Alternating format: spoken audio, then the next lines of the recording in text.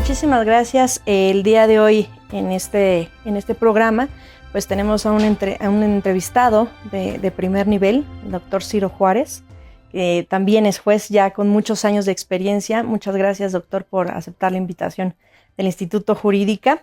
Y pues quisiera yo que iniciáramos con la parte humana, que también por supuesto tienen los miembros del Poder Judicial, que hoy ha sido debatida, criticada y por supuesto la tienen, y la parte humana de los jueces, lo que significa para ellos la carrera judicial, el Poder Judicial. Y yo tendría como primer pregunta, doctor, ¿qué lo inspiró a usted para tomar la decisión primero de convertirse en licenciado en Derecho? ¿Qué retos y desafíos se enfrentó en su momento y posteriormente para ser juez y en materia penal? Pues muchas gracias por la invitación, una pregunta muy amplia. Antes que todo, reitero mi agradecimiento por la invitación.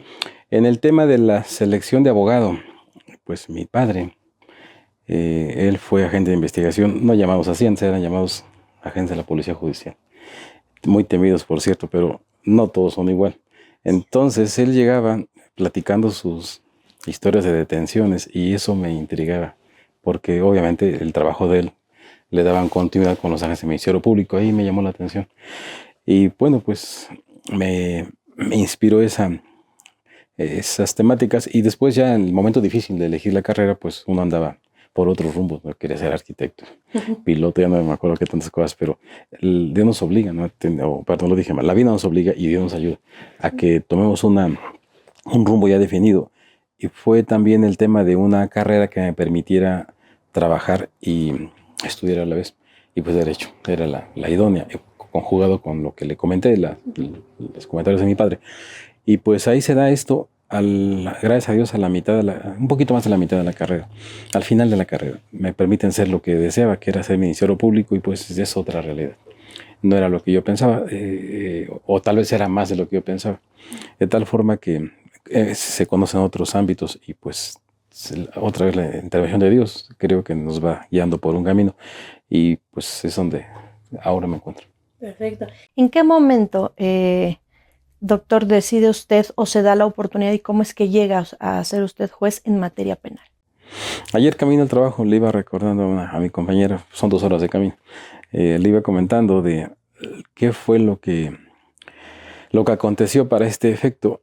Recuerdo que trabajaba en la sala penal, el presidente de la sala, pues un hombre muy dinámico, me comentaba que le pusiera empeño, que me podría respaldar para ese cambio, secretario de sala juez. Y pues se dio la oportunidad cuando el juez de Tula adquiere un compromiso mucho más relevante, director de prevención, recuerdo, y deja el juzgado y ahora en paz descanse el presidente Hinojosa me invita a cubrir ese hueco y pues obviamente uno se siente muy sorprendido, ¿no? Con un gran reto. Y pues gracias a Dios parece que se cumplió y eso fue lo que el impulso que se dio, interino, para el cambio. Perfecto. Doctor, es decir, hoy que se habla mucho de la carrera judicial, usted tiene su licenciatura en Derecho, en la licenciatura usted inicia a trabajar como Ministerio Público. Sí. Digamos que su primer acercamiento fue ese. Un tema interesante porque evidentemente no tenía la cédula, pero bueno, tampoco me quiero respaldar en eso. He llegado a conocer que no era el único caso. Pero vamos, lo importante de esto es que se daba el compromiso, el tomar el asunto como si fuera personal, que eso no lo veo mal, porque precisamente se busca eso. El representante social no tiene que ver afectada su esfera jurídica para que defienda los casos, aunque sea de otro, pero para eso se contrató. Y entonces creo que era lo importante. Sí, me faltaba la cédula, pero el punto es que pues lo hacíamos con mucho compromiso. Y fue una época de mi vida que solo duraba 1 año en los cargos, no porque me corrieran, sino porque al poco tiempo me invitaban a algo de diferente naturaleza. Pero digamos dentro de la carrera jurídica, o sea, usted inició y de ahí, digamos, despegó para ir avanzando escalones en diferentes instituciones hasta que llega, entiendo, Poder Judicial y me decía usted estaba como secretario de sala, ¿no? Uh-huh. Y ya de ahí es cuando llega como juez. Exacto, y hay un tema que hace unos minutos me mencionó y no lo desarrollé, que es los derechos humanos. Uh-huh. Es para nosotros muy lamentable. Pongo un ejemplo, cuando defendemos los derechos humanos del Ministerio Público, la víctima sobre todo, el imputado, y los derechos humanos de los funcionarios los vemos en ocasiones ignorados cuando también los hay. Claro. Y el ejemplo que quiero ponerles es que el artículo 67 del Código Nacional de Procedimientos Penales exige que se transcriba una resolución. Suena bonito, suena bien, suena con certeza jurídica. Eso así lo defendería, pero en realidad, desde mi punto de vista, viola derechos humanos de las pobres personas que tienen que transcribir resoluciones que pueden durar horas. Sí. Y entonces ellos acaban a las 2, 3 de la mañana de transcribir una resolución, pero se dictan varias al día. Esa es la parte en la que nos apoyamos en una jurisprudencia que establece que ya no tiene que hacerse la versión por escrito. Si las partes ya vivieron la audiencia, escucharon por qué se llega a una conclusión, entonces ahí me apoyaré para destacar que los funcionarios judiciales también tienen derechos humanos. Claro, y que es una parte que a veces nosotros como opinión pública, doctor, no tenemos tan presente, ¿no? He escuchado muchas veces decir, y más últimamente con las reformas y cambios que se viene, que el gremio judicial o el sector judicial, la institución de poder judicial, tanto federal como estatal, pues los jueces están siendo duramente criticados e incluso estereotipados, ¿no? Como personas que o no estaban presentes en una audiencia o como que ganan mucho dinero para un trabajo, el tema de que nadie puede, por ejemplo, ganar más que el titular del Poder Ejecutivo. Todos esos comentarios se permean en la sociedad, doctor, y es muy importante lo que usted dice, ¿no? O sea, la otra parte que nosotros también le queremos dar a conocer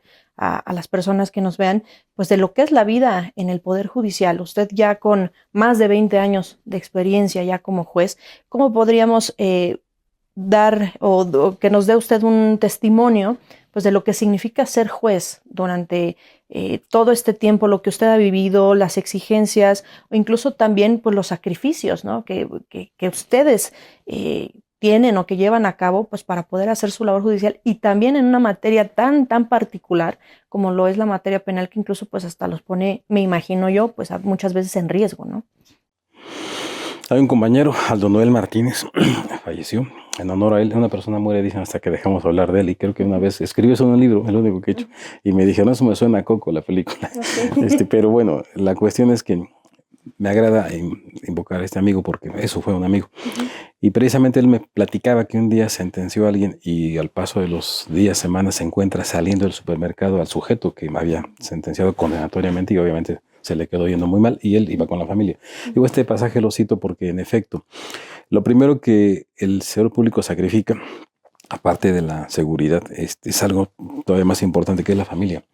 Porque el empresario, el que tiene otro tipo de negocio, se va a exigir a su ritmo, pero acá no, acá es el ritmo que nos impone, la carga a la que nos comprometimos, porque obviamente podría haber un juez que mande a hacerlo todo, ¿no? Que incluso hasta pague para que se lo hagan, pero el punto, y estaría libre, pero el punto no es ese, el tema es el compromiso, y creo que ahí destaca el tema de la vocación de servicio. El servicio público, si se busca como una fuente para hacer fortuna, pues no es la idónea. Entonces creo que ahí lo que debe buscar quien selecciona a los servidores públicos es precisamente eso, qué tanta vocación de servicio tiene, para que él solito se exija. Y si se exige, ahí está la contradicción, porque entonces tendrá que cumplir con el servicio público, pero va a abandonar a la familia. Y los hijos crecen. Y bueno, yo lo digo por mi caso, mi hijo tiene ya 25 años.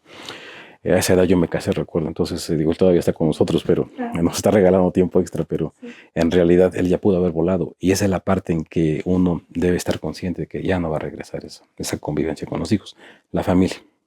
Es lo primero que destacaría y que pues se debe tomar en cuenta para quien decida casarse con esta.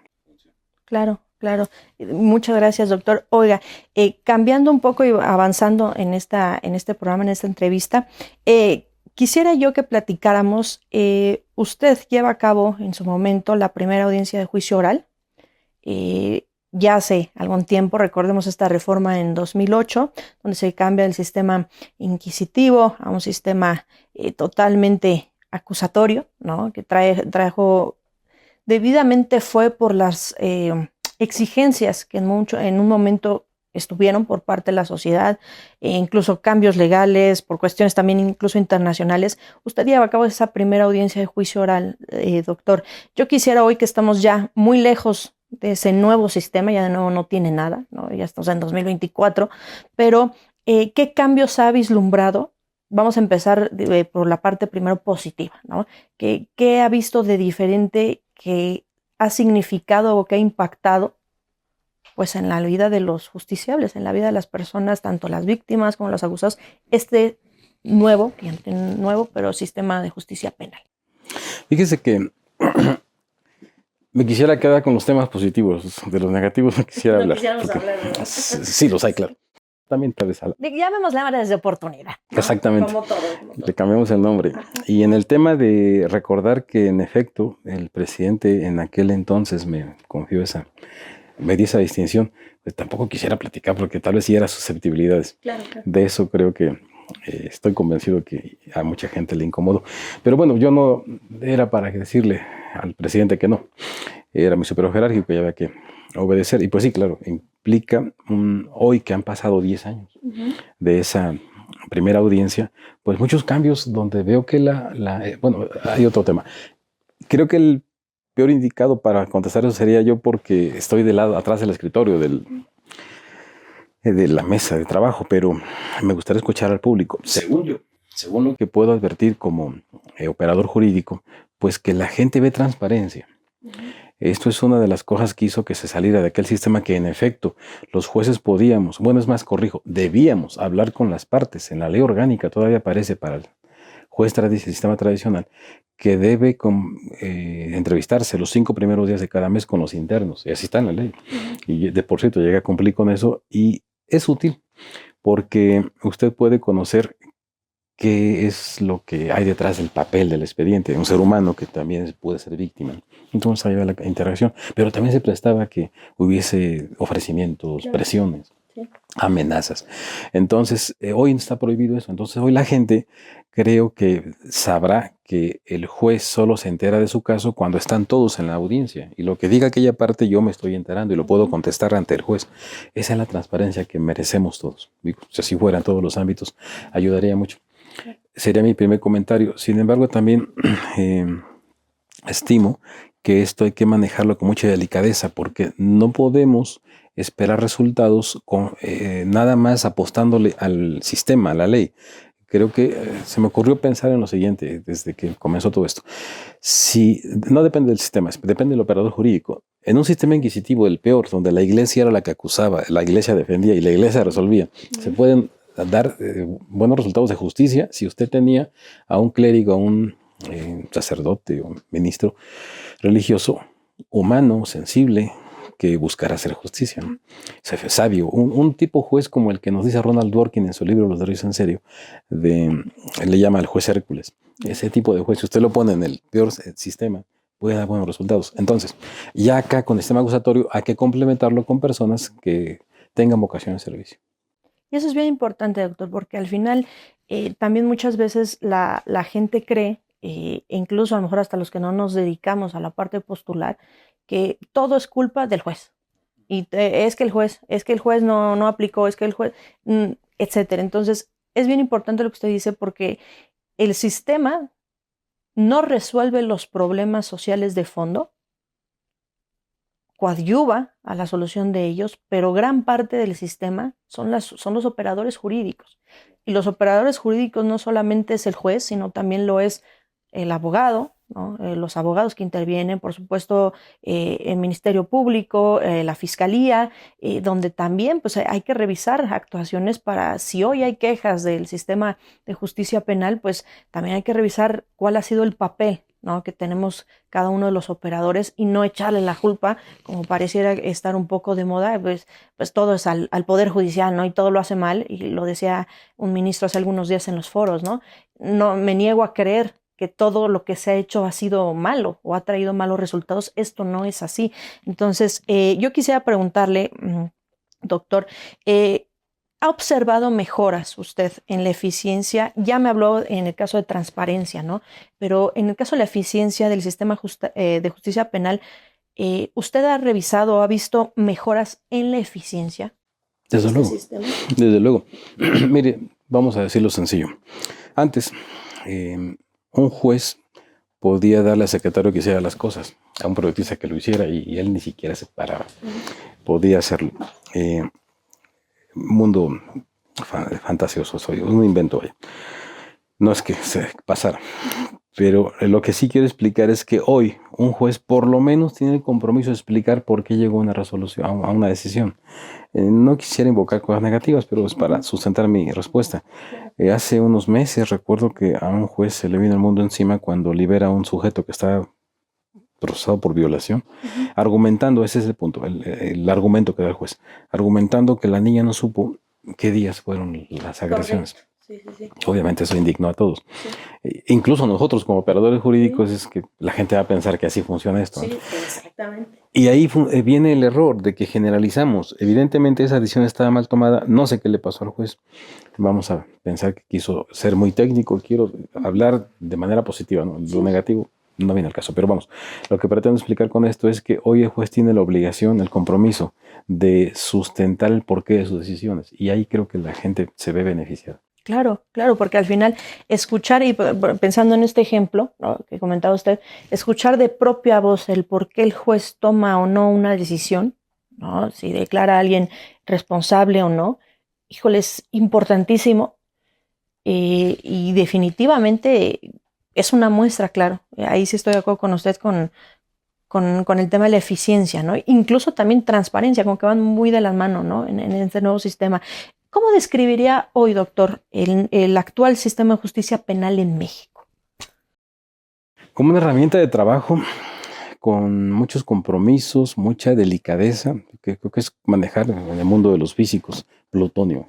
Así siento que es acá el de la judicatura, el sistema de procesamiento, porque es una bomba de tiempo. Dependiendo, hay otro tema importante, la justicia. Bueno, es que hay otro aspecto que quiero comentar, no quiero dejar en la idea de que ejercí como Ministerio Público sin cédula, me quedé pensando en eso. Adelante, ¿no? Sí, no hay solo quiero cerrar. Antes se permitía el tema de la carta de pasante. Y entonces el permiso para ejercer sin tener la cédula. Claro, entonces me encontré en para ese, que no vaya a haber ahí tema. Que había un delito. Sí, imagínese, no. No, sí había un respaldo jurídico. Bueno, regresando a lo que estaba comentando, la justicia es un concepto que desgraciadamente me preocupa en qué está nuestro bendito país, nuestro México mágico, porque creemos que justicia es nada más cuando me dan la razón. Y lo veo desde la conducción de autos. La gente piensa que la preferencia del paso no la tiene la calle en la que circula, sino la tiene su coche. Todos quieren tener la preferencia y se dan ahí groserías muy feas. Bueno, así pasan las resoluciones. Cuando a mí, víctima, denunciante, porque a veces ni víctima llegaría a ser, no me dan la razón, es resolución injusta, ¿no? Y al revés, cuando me condenan, a pesar de que privé de la vida a alguien y a muchos años, o en secuestro, que es otro tema, todavía se agrega la desproporcionalidad de las penas. Me da una sanción que lo permite la ley hasta 140 años. Vamos a pensar en 80. En 80 años, resolución injusta. Entonces, ¿a qué quiero llegar? Que la palabra justicia es muy diluible y no es un tema nuevo. Hans Kelsen lo dice en su libro ¿Qué es la justicia? Es una palabra muy relativa.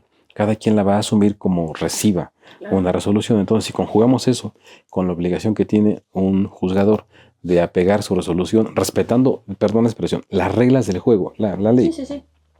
La ley para llegar a justicia, pues va a ser muy atacado si no le da la razón a la persona que esté calificando su resolución. Es correcto, doctor, porque incluso yo creo que en los últimos años el tema o el juego que han hecho las redes sociales, ¿no?, las tecnologías, pareciera que a veces hasta en cuanto a la opinión pública, ahí se imparte justicia, ¿no? En el caso, otra vez regreso a este que comentábamos, en el que solamente ponen unos minutos de cuando el juez está dando esta resolución sobre esta menor, de si había o no abuso, solo se pasan unos minutos, ¿no?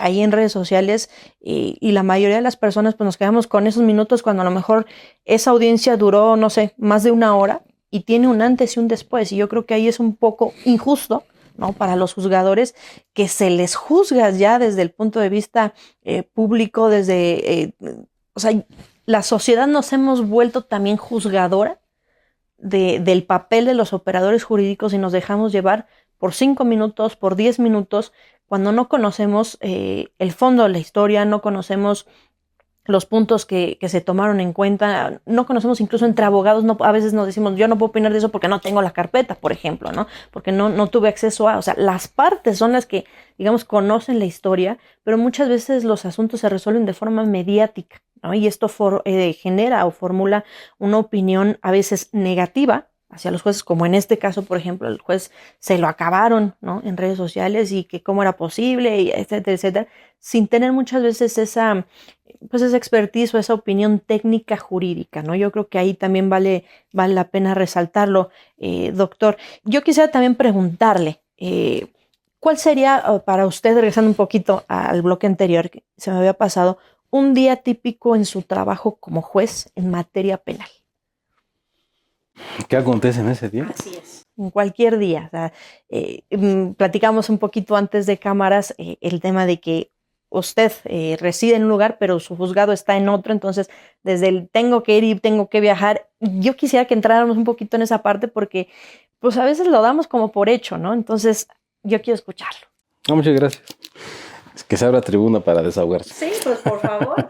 No, fíjese que yo creo que lo más importante en esta vida es hacer las cosas contento. Si no estamos contentos, si la voluntad se nos permite aplicarla, pues entonces alejarse de ahí, ¿no? En el caso en particular, pues quiero comenzar por ello, hacerlo de buen humor, con buena vibra. Y luego un día típico, bueno, pues mucha curiosidad al saber a qué va uno. Hay asuntos en los que uno ya sabe a qué va, ¿no? Las intermedias, por ejemplo, ya tiene usted noción de qué ocurre, pero cuando ve uno iniciales, desgraciadamente, en lo que es Mixquiahuala y ahorita en Tenango, podría decirle que hay mucha violencia familiar. Entonces ya sé que alguien de la familia agredió a alguien, pero el detalle es por qué, cómo, y ese es el tema de la curiosidad. Ese es el día típico eso no es un tema invento mío. Hay una colección de libros de Alberto Binder, en donde se menciona en uno de ellos que un buen juez es aquel que entra ávido de escuchar. Porque y eso que sigue, ya no lo dice ella, lo reflexiono. Si estamos ante un juez que cree que ya lleva porque ve violencia familiar, Juan, procesado en agravio de Matilde, no sé, y entra pensando, a ver, mendigo Juan, ¿qué le hiciste a Matilde? Sí, claro. Pobre tipo, ¿ya para qué lo escuchan? Ya está predispuesto o predispuesta él o la jueza. No es correcto, debe entrar escuchando, ¿no? Que el gran porcentaje de casos terminen en lo mismo, no quiere decir que todos sean iguales. Claro. Y retomo el caso del juez, que hace unos comentaba. En efecto, no conocemos qué hay. No vengo en este caso a defender al juez. Si las cosas fueron como nos comentan los medios, pues sí, muy lamentable. Pero voy a inventar. ¿Qué tal si después lo amenazaron? Sí. Y le dijeron, si no dictas tal cosa, tu familia. Entonces el pobre no puede decir, no creo que esto haya pasado, pero sí, voy a inventar.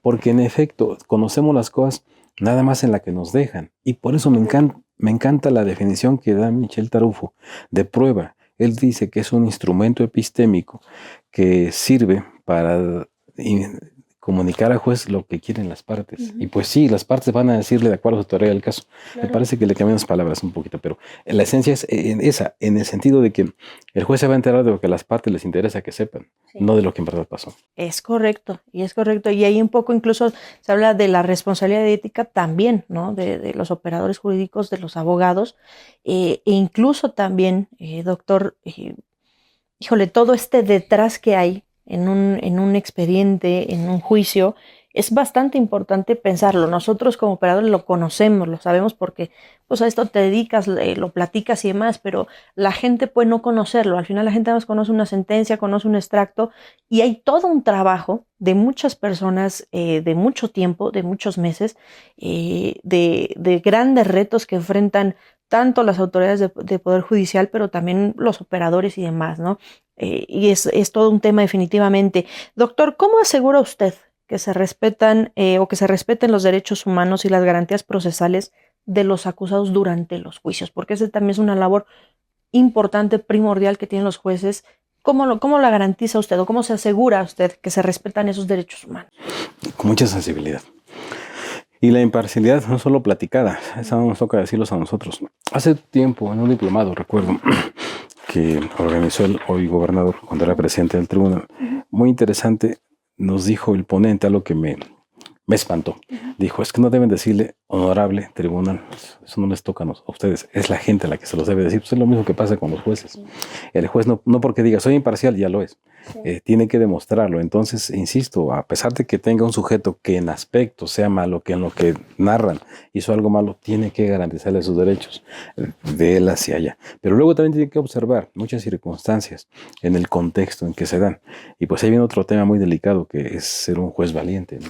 Si su decisión, su sentir, por eso se llama sentencia, si su sentir es aquel que va en contra de lo que todos creen que pasó, pues él al final es su sentimiento el que debe imponerse. Claro, tiene que explicarlo, no nada más basta con que lo emita, sino sustentar, ese es el argumento, sustentar en por qué piensa o concluye de tal forma. Entonces, ¿cómo garantizar los derechos humanos? Primero, pues con esa sensibilidad y luego, pues con el respeto de esos protocolos, esas herramientas que se nos han dado ahora, que con todo respeto no eran necesarias, que están y hay que respetarlas, pero el juez debe darse cuenta cuando una mujer era víctima por ser vulnerable, cuando una persona de la tercera edad, pues no le podemos exigir cuando una niña no se acuerda de qué día pasó los hechos. Todo eso lo tiene que percibir, a pesar de que no se diga expresamente, porque son temas de criterio, de criterio personal.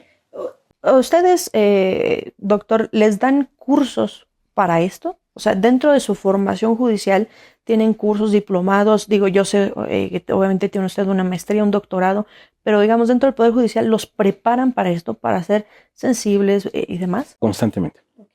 Sí, que no lo refleje esta cosa. No, es broma. En realidad puede ser que no pegue, pero la institución hace todo lo posible porque el juez esté constantemente informado, enterado. Hay talleres para que estas herramientas no queden en escritura, sino se materialicen. Claro, digamos, dentro de su ejercicio, digamos, jurisdiccional, sí, una parte es estar obviamente atendiendo, despachando asuntos, pero otra parte también importante es la capacitación, la actualización que se espera y que les pide también la institución a ustedes. Así es. Mañana hay un curso de audiencias concentradas. Es el último. La última sesión, ya ha pasado 2 y pues se da una capacitación constante. Perfecto. E incluso, doctor, mencionaba usted también escribió un libro sobre el sistema penal acusatorio, es decir, también usted se dedica a la parte académica, ¿no? A la parte incluso docente. Entonces, tenemos otra actividad que como juristas también ustedes tienen, los que así lo desean, por supuesto, ¿no? De desarrollar esas actividades. ¿Qué le ha dejado la docencia, doctor, desde el punto de vista, por supuesto, humano, profesional, pero ante todos estos años, también más de 20 años, me atrevo a asegurar que ha estado usted frente a grupos? ¿Qué le ha dejado la docencia? ¿Qué retos vislumbra usted también en la docencia jurídica? Hablemos de lo positivo. Una gran satisfacción de saber que uno contribuye, responde a la escuela que nos dio esa posibilidad, ¿no? La capilaridad social no la hacemos solos. Creo que la universidad nos ha dado mucho, entonces una manera de retribuir es regresando. Y pues de lo que se aprendió en otras instituciones, venir a compartirlo con los compañeros. Porque al final somos eso, compañeros, que en su momento vayan empezando, no significa que se queden, van a desarrollarse y después seremos colegas. Y en otro tema, pues lo que platicamos hace unos minutos, una nostalgia, porque sí se dedica y comparte tiempo con los alumnos, pero se priva de eso a los hijos. Claro, es que, a ver, lo que entiendo yo es, tal es el compromiso y el entender la vocación, que dejas de lado familia, dejas de lado vida social, pones, y me atrevo a decirlo también de este lado, pones tu vida en riesgo andando en carretera, porque pues tu juzgado no está cerca de tu zona de residencia, pones tu vida en riesgo también por el tipo de asuntos en los que estás atendiendo, ¿no? Que probablemente puedes recibir amenazas. Pasa también obviamente con los abogados postulantes, ¿no? Y muchas veces, pues a veces decimos entre nosotros, tu peor enemigo puede ser tu cliente, ¿no? Entonces, digamos, son todos estos retos y desafíos que se enfrentan. Yo quisiera ahora que vayamos un poquito de la otra parte, doctor. Dígame usted, ¿qué retos tienen hoy en el sistema de justicia penal? Vamos a empezar ahora con los abogados, con los defensores. ¿Qué necesitan hacer todavía? Pues para que este sistema funcione. Ya hablamos ahora del Poder Judicial, pero ahora hablemos de los defensores. Pues a decirlo tal cual, y espero que los colegas no se ofendan, ¿qué nos falta? qué deberíamos de hacer, qué no estamos haciendo, porque al final hay un legítimo reclamo de la gente de que o no se imparte justicia, de que las cosas no funcionan y podrían mejorarse. ¿Usted qué opinión tiene sobre los retos que enfrentamos ahora, o que enfrentan los abogados defensores? ¿Qué nos falta? ¿Qué deberíamos mejorar? Mire, es un tema muy delicado porque, como cita, habrá quien tenga una perspectiva muy personal y no pretenda cambiarla. Y quiero ser sensible a esas posturas. De ahí que solo es una observación de otro justiciable, porque al final también lo somos, ¿no? Lo que creo que nos podría faltar, las áreas de oportunidad, sería el tema relativo a ser concretos en audiencia. He notado que nosotros, por más que nos apuremos, por más que se inventen temas como audiencias concentradas, no ayuda mucho si el abogado repite 3, 4 veces su argumento en diferentes momentos. Van de pesca, dice Mauricio Duche en su libro. Van a ver que eso ya pasó de moda. El abogado no debe cobrar por lo que hace, debe cobrar por lo que sabe. Y muchas veces en la audiencia se le pregunta lo que decir, nada que decir. Y entonces el cliente no debe pensar que es un mal abogado, no está contrariando, no, es que él ya trabajó antes, él lleva el asunto resuelto, de tal manera que incluso pasa en el interrogatorio directo. El mejor abogado es aquel que pregunta sin que se den cuenta que preguntó, porque de otra forma, si él incluye la respuesta a su pregunta, pues él está contestando. Así que este tipo de temas debemos dejar de ser protagónicos. Creo que incluso a los juzgadores nos debe aplicar eso. Un juez no debe dictar una resolución presumiendo que sabe, ya se supone que sabe. El tema es que sea concreto, conciso, y que explique por qué su punto. Creo que es lo que debería comenzar por ahí con los abogados. Otro tema es no prometer lo que no van a cumplir, porque muchas veces no depende de uno. Nosotros trabajamos, perdón que lo diga así, con maldad. Me gustaría que el sistema penal se sustentara en venta de flores o de viajes a puertos paradisíacos, será fabuloso, pero no, trabajamos con maldad y la gente que va ahí ha sufrido o está sufriendo. Entonces creo que no es correcto que se le promete a una persona, te voy a sacar. Porque a mí me gustaría compararlo como la naturaleza, ¿no? Cuando una persona tiene cáncer, pues, qué lamentable, qué triste, hay que trabajar con eso y ojalá se curara, ¿no? Pero no se puede cambiar, no se puede al médico decirle, oye, doctor, estoy un dinerito ahí. ¿Podrías? Pues, sí, así quisiera que lo comparáramos. Si un sujeto hizo el mal, pues hay que estar conscientes, ¿no? En que está algo en contra de él. Tal vez eso sí no lo veo tan mal. Si el Ministerio Público comete muchos errores, pues evidentemente, o unos errores, evidentemente en mi trabajo defendería aprovechar que no está muy bien. Pero entonces nos damos cuenta, no es lo esencial. Lo esencial es que no porque la contraparte tenga errores, la maldad de mi cliente se convierte en bondad. Creo que podríamos comenzar por ahí. Y luego pues ya cierro este espacio con una reflexión de una autora, Carolina Humada, que señala, generalmente los abogados, dice ella primero, el de mundo, el del deber ser, los abogados debieran plantearle al juez soluciones que sean justas para las dos partes. Obviamente también para su cliente, ¿no? Pero no, generalmente plantean resoluciones justas nada más para su cliente. Y entonces ahí es donde viene el conflicto, la tensión. Y sería esa invitación, ¿no? Que hubiese un punto en donde sí se permite que ambas pretensiones puedan coincidir, no ser egoístas en la conclusión. ¿Cómo andamos los abogados defensores en materia de capacitación? Si bien es cierto, ahorita comentábamos, por ejemplo, en el lado del Poder Judicial, la misma institución los capacita, los actualiza.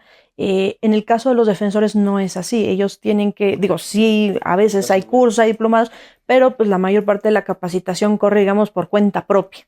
¿Cómo estamos los abogados en materia de capacitación en materia penal? Me creerá, me he dedicado, he visto que hay gente que de sus medios paga cursos, otros aprenden en la marcha, también lo he visto, pero el punto aquí es, el derecho no tiene que ser probado, comienzo con esa expresión, porque no hay que preocuparse tanto por el tema de en qué artículo sustento mi petición, sino que ésta sea coherente, que con el andamiaje que dan los hechos, los datos de prueba, hablando de la vinculación en el tema de la sentencia por los medios de prueba, desahogados, que haya una pretensión que tenga sustento, aunque se reduzca, no extinga el tema relativo al derecho. Y concluyo esta pregunta con esto. En el sistema tradicional se le da mucha importancia al derecho y a las pruebas y se reducían los hechos. O sea, como que no se atendía mucho. Y evidentemente se conducía a resoluciones injustas, muy técnicas, pero injustas. En el sistema acusatorio se le da mucha importancia a los hechos y se reduce un tanto el derecho y los medios de prueba. Pero lo importante son los hechos. Eso lo hace más justo. Perfecto. E incluso aquí podríamos decir, en su consideración, doctor, ¿cuál es la importancia de la presentación y valoración de pruebas, ahorita que estamos hablando del tema, en el sistema acusatorio? Digo, me dio aquí ya una luz, entonces por eso quisiera yo que abundamos un poquito sobre ese tema. Es lo básico porque una cosa es que afirmemos, e incluso que nuestra vista nos engañe, las apariencias engañan. Podemos ir con una o un buen actor, actriz, y caer en conclusiones, pero resulta que recordemos que no se resuelve por nada más por ese sentir que hace unos minutos invocaba, porque entonces caeríamos en la arbitrariedad, sino en lo que ante todos, el público, por eso hoy son públicas las audiencias, es otro tema súper importante. Hoy tenemos un juez del juez. El juez que resuelve en tal sentido va a ser juzgado por el público, porque ante ellos también desfiló un material probatorio. Y entonces ahí radica la importancia de esta definición que invocaba hace unos minutos, porque el juez le van a llevar lo que las partes quieren que sepa. Entonces el juez debe ser sensible, intuitivo, como para conocer que hay algo más que se está ocultando. Okay. Incluso, perdón, doctor, que le interrumpa, se trae eso también, esa sensibilidad se desarrolla con la experiencia, ¿no? Y también con los años. ¿O creería que no? Yo creo que sí. Podría haber a una persona que comience con buen talento, como en todos lados, ¿no? Sí. Pero evidentemente se va fortaleciendo al paso del tiempo. Claro. Muy bien, doctor. Quisiera yo también, y ya casi un poco para cerrar nuestro programa, que usted nos dijera, regrese un poquito a la parte, digamos, educativa, que es también a la cual como institución nos preocupa. Nosotros ofertamos nuestra licenciatura en Derecho, tenemos nuestra maestría en Sistema Penal Acusatorio. ¿Cuáles son los retos que como escuela debemos de afrontar, pues hoy, con las reformas que vienen, con el sistema en la situación en la que se encuentra? Y aquí se lo voy a hacer incluso de manera directa. ¿Qué nos falta a las escuelas de derecho? Porque al final ustedes lo ven en la práctica y ustedes están frente a un abogado, sabe o no sabe cuáles son sus áreas de oportunidad, cuáles son sus habilidades. ¿Qué nos está faltando como escuelas de derecho? Y que esos puntos que tendremos nosotros que poner bien la lupa como instituciones, o por lo menos lo hablamos desde el punto de vista del Instituto Jurídica, para que nuestros egresados pues salgan al nivel, con calidad. Fíjese que el material humano o el recurso humano es la parte en la que hay que apostar más. Lo normativo creo que se da en automático. Un juez no recuerdo si Perú, Sudamérica, vino a darnos un curso y nos explicaba cuando estaba en boga el jugador mexicano Chicharito, y nos dijo, su jugador, no crean que consulte el manual cada que va a hacer una jugada, se la sabe de memoria, así pasa con los abogados. Tengan por seguro que se van a aprender el sistema acusatorio, las reglas del Código Nacional, ejerciéndolo. Entonces, no he visto que vaya mal eso, creo que están bien trabajados. De hecho, hay concursos a nivel nacional y ahí los chicos se ven estimulados, y he visto que de los que han ganado premios ya están ejerciendo con una fluidez, porque eso les da mucha confianza. Su emotividad se desarrolla. El punto aquí es, creo, apostar, trabajar en hacer seres humanos sensibles, que no se dejen ir por el tema de la grandeza del hombre, se da porque tiene más recursos, ¿no? Llega en un buen auto. Digo, sí, claro, esos son medios que revelan la comodidad, el éxito, pero lo más importante es que no deseen tanto en lo material, sino en el tema que eligieron ser abogados, la justicia. Ok, muy bien, doctor. Diríamos aquí, ¿cómo percibe usted la confianza del público, la sociedad en general, en el sistema de justicia penal? Otra vez me siento deslegitimado para ello porque yo estoy del otro lado. Me preocupa que dé una respuesta que la gente diga, ya oíste lo que dice, que está todo bien, y yo lo percibo mal. Hay que ver quién opina. Evidentemente en este caso pues estoy de este lado. ¿Yo qué le puedo decir? Veo que las resoluciones que se han emitido pues tienen un respaldo. Y esto se mide en el tema del orden social. Los juzgadores dan o contribuyen mucho al orden social. Pongo el ejemplo, si en el estado hubieran resoluciones absurdas. Le juro que tapan carreteras y se hace una manifestación. Sí. Pero veo que con esto puedo sustentar que evidentemente habrá gente que no esté de acuerdo, pero que les da el cauce con sus recursos y se da el trámite. Pero advierto que a menos ya se explican, y es otro tema que la propia ley exige, la Constitución, al obligar a los jueces a que lean y expliquen, dice así, las sentencias. Yo quitaré leer porque la gente sabe leer. Entonces no es por ese lado, sino es explicar. Ahí sí, me dedicaría a... mi respuesta sería, si hoy los jueces tienen la obligación de explicar sus resoluciones, pues creo que ahí está el punto de partida. Que yo no esté de acuerdo con lo que el juez dijo, bueno, pues me da la oportunidad, la ley misma, de impugnarla. Pero ya conozco sus razones y las dijo en público. Okay. Yo aquí le preguntaría, doctor, ya decía yo para este cierre, ¿cuál es su opinión sobre temas muy concretos? El primer tema que yo le pondré en la mesa es sobre prisión preventiva oficiosa. No, delicadísimo, delicadísimo. Fue un mal. Y digo fue porque a pesar de que todavía está en la Constitución y hay alguna jurisprudencia que dice, mientras no reforme la ley, puede seguirse aplicando. No la comparto. Obviamente yo mismo la apliqué en su época de oro, voy a llamarle así, en una época en la que no había un contrapeso. Evidentemente la Corte Interamericana se pronuncia y pues ya se dan cuenta que no somos nosotros, sino que es un organismo jurídico supranacional que opina al respecto y pues comparto. Siempre he explicado así. A nadie nos gustaría, incluyendo a los propios jueces, que nos aplicaran la prisión preventiva oficiosa. Oye, juez, yo no me voy a ir, te juro que no me interesa qué opines. Así dice la ley. Antes de que el hecho pasara, ya estaba resuelto. Eso es injusto porque viola el derecho de audiencia, comenzando por eso. Entonces, pues es un mal que espero ya se vaya superando. Ok. Segundo tema, doctor. Reforma al Poder Judicial. ¿Cuál es su opinión? Es un concepto que se ha politizado, desgraciadamente emerge de un ámbito político. Creo que todavía es muy prematuro emitir conclusiones o cómo va a operar, porque en el seno de su emisión, de su propuesta, aún no se han definido muchas circunstancias. Sí me preocupa que es un clamor que surge de sectores reales de poder y entonces pues alguna razón tendrán, pero no podemos generalizar. Si algunos errores han encontrado, primero hay que ver si son errores y luego pensemos que sí lo son, pues no puede esto cambiar a todos los operadores jurídicos como si se les calificara a todos en general que han hecho algo malo. Creo que ahí debería de trabajarse. Ok. ¿Cuál es el papel ahorita que estamos hablando de los operadores jurídicos, doctor? Quisiera que me dijera ¿cuál es el papel de la Fiscalía para que una carpeta de investigación se convierta o llegue hasta una audiencia de juicio oral? ¿Por qué hago esta pregunta? Muchas veces en las encuestas de percepción ciudadana vemos estadísticas de que se inicia un número determinado, por ejemplo, de acuerdo a INEGI, en año pasado me parece, 5,000 carpetas iniciadas, más de 5,000, pero de esas muy pocas llegan ya a una audiencia de juicio oral. Primera pregunta sería, ¿cuál es el papel que tiene una fiscalía para que esa carpeta llegue o no llegue también a una audiencia de juicio oral? Es que no depende solo de ellos. Un fiscal puede hacer su mejor trabajo, pero se enfrenta a dos derroteros, que es una palabra que es mucho en política. Resulta que primero tiene un control horizontal.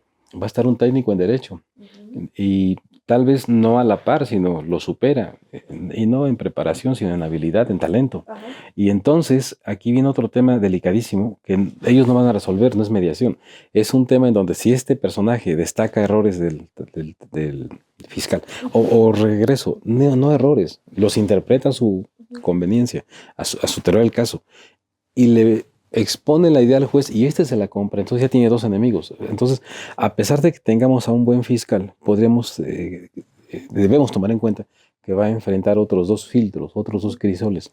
Y no es un tema que solo se concluya con números. Como lo decía, 5 carpetas se judicializan y solo de ellas poquitas. Es un tema que hay que analizar en el contexto. ¿Ha cumplido su función, digamos, en este mismo sentido, el sistema de justicia penal? Cuando recién se inició, se vendía mucho esta idea de que iba a ser un sistema de justicia que precisamente buscara que la menor cantidad de carpetas, por ejemplo, llegaran a juicio. ¿Por qué? por todas estas medios alternos de solución de controversias, a lo mejor por unos procedimientos abreviados y demás. ¿Sí se ha cumplido con esa función en el sistema durante estos años, doctor? ¿Será a lo mejor esa un poco la respuesta de no han llegado tantas carpetas a juicio oral porque han funcionado estos medios alternos? Sí, no, sí, desde luego. Y al revés, me encuentro lamentablemente que hay abogados que todavía tienen la idea de este asunto lo gano, ¿no? A pesar de que todo está en contra, con todo respeto. Sí. Así como nosotros respetamos su punto de vista, pues también creo que debe haber reciprocidad. Sí, claro. Sí, porque vamos a hablar de unas amenazas. Un sujeto amenaza a la vecina y tiene testigo la vecina, y el abogado se lo lleva hasta juicios. Esto es muy lamentable, muy triste, porque todavía no se actualizan en que ese tipo de asuntos pues deben tener otra salida. Porque, insisto, yo reconozco, si yo tuviera un despacho tenía pocos clientes, porque si me llega la carpeta le digo, oye, pasó. Sí, claro. Tal vez si vemos que la contraparte se descuida o comete un error, lo aprovechamos, pero hice tal cosa. Entonces, también al revés funciona, que hay asuntos que no debieran llegar a juicio y los llevan. Pero desde el otro enfoque sí está funcionando. Si usted consulta el número de asuntos que se judicializan, muchos de ellos, las víctimas quedan pagadas anticipadamente, y creo que es lo que debe tomarse en cuenta, ¿no? La reparación daño oportuno. Perfecto. Y última pregunta, doctor. ¿Qué reformas están pendientes para que nuestro sistema de justicia penal, en el entendido ya lo que hemos hablado en este ratito, es tema y trabajo de los operadores, de las instituciones, de las leyes, por supuesto, pero qué reformas usted diría que están pendientes para mejorar el sistema de justicia penal o para arreglar a lo mejor hasta viejos pendientes en este nuevo sistema, en este sistema de justicia penal? Fíjese que las cosas hasta ahorita en el tema del debate, pues se está materializando. Lo que sí tal vez haya que trabajar es en cuanto a eficientizar tiempos. Okay. Le juro que hay ocasiones, y claro que esto es un comentario como operador seguro público, en el sentido de que hay ocasiones en las que hay gente que lleva media hora hablando y no dice nada nuevo, más le está dando vueltas y vueltas. Entonces, tal vez en Sudamérica hay una figura en la cual a los abogados para alegar se les dan minutos. Okay. A lo mejor, no quisiera llegar a ese tema porque también se me hace muy, muy exagerado, pero que estuviéramos conscientes de que no porque hablo más me van a dar la razón. Creo que por ahí. Yo creo que, y nos quedamos con eso, doctor, pues que al final también es un trabajo, o sea, para que la justicia y este derecho humano sea realmente garantizado y las personas tengan acceso a derecho a la justicia, es un trabajo, sí, de los jueces, sí, pero también de los abogados, y ahí tenemos trabajo pendiente. Al final quienes formamos a los abogados somos las escuelas de derecho, y por supuesto también de una fiscalía, ¿no?, que sea efectiva, y la sociedad también, que cada vez pues se meta sin tener que ser experto en la materia, pero sí que entienda o que se acerque un poco más a nuestra materia, que es la idea que tenemos también con este programa, de poderlos acercar, de poderlos humanizar, que al final no todo es como suena en las noticias, los 5 minutos, no todo es como suena en las redes sociales, hay un trabajo detrás, hay personas que han dedicado su vida para ello. Aquí tenemos, por ejemplo, al doctor Ciro, que vivimos, comemos, respiramos de esto, del derecho, y lo volveríamos a elegir las veces que sean necesarias, pues porque esto es lo que nos gusta, esto es lo que nos hace feliz, y pues para esto nos perfilamos. Doctor, muchísimas gracias por su tiempo, gracias por aceptar nuestra invitación, gracias también, en su momento lo invitaremos para que sea parte de nuestro claustro docente, si su tiempo por supuesto se lo permite, y muchas gracias a todos, y bueno, seguimos en esta serie de programas que el Instituto Jurídica trae para ustedes. Mi nombre es Carmen Rivera y les mandamos un saludo. Gracias, doctor, y gracias a todos.